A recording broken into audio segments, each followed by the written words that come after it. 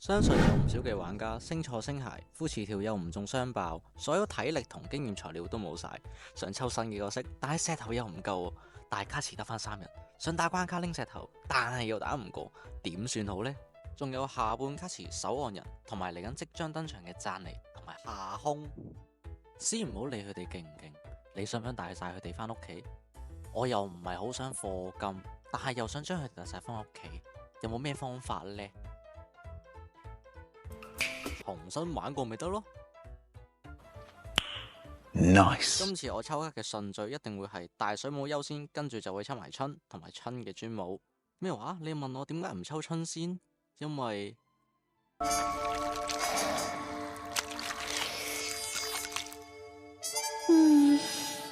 味道不錯。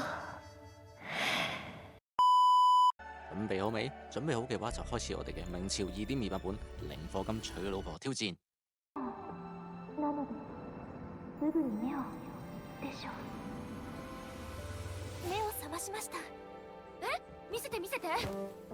OK， 我哋從兩位姐姐嘅懷抱中起身，跟住一路向前奔，然後見到有啲怪喺度，唔係咁開心。Oh my god！ 冇幾耐有個唔知死嘅僆仔衝上嚟想同我哋打交，眨下眼嘅功夫，我哋已經嚟到第一個城市金州。好啦，嚟到呢度，梗係要揾我哋嘅2個靚女啦，一個係金夕，另外一個係三華。OK， 嚟到抽卡嘅環節啦。喺新手呢個彩池入面，我會盡量抽5星奶媽維尼來，佢嘅回血能力係目前嚟講最好嘅，起碼比白子好好多。你話呢？喺我哋開始抽卡之前，盡量揾多啲寶箱、星鞋，同埋開多啲地圖，一路揾緊嘅同時，一路推進主線。而嗰張5星嘅自選卡，盡可能都唔想用，真係除非抽唔到先再算啦。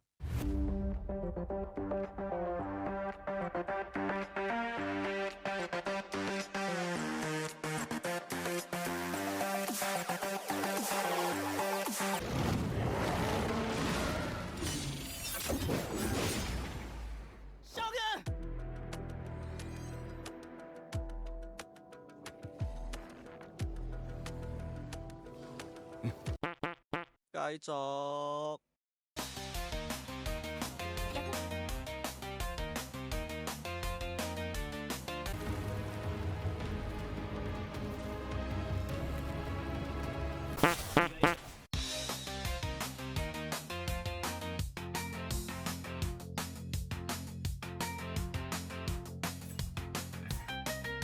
好，地圖都開得七七八八啦，咁係時候就可以等我哋嚟抽一抽啦。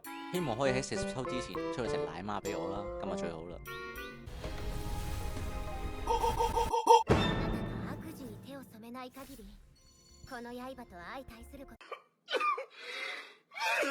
A few moments later。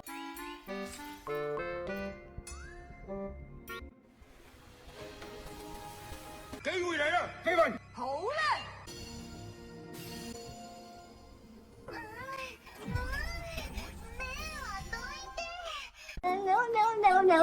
橫掂依家仲有小豬石，咁倒不如墊一墊彩池都好，應該20抽會出到嘅。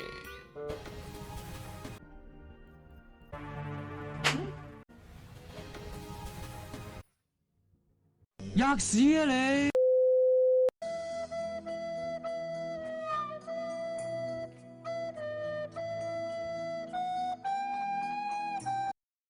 好，喺配對方面，主師、光主角、副師、三華，最後嗰位奶媽維尼內，雖然都未抽到三華。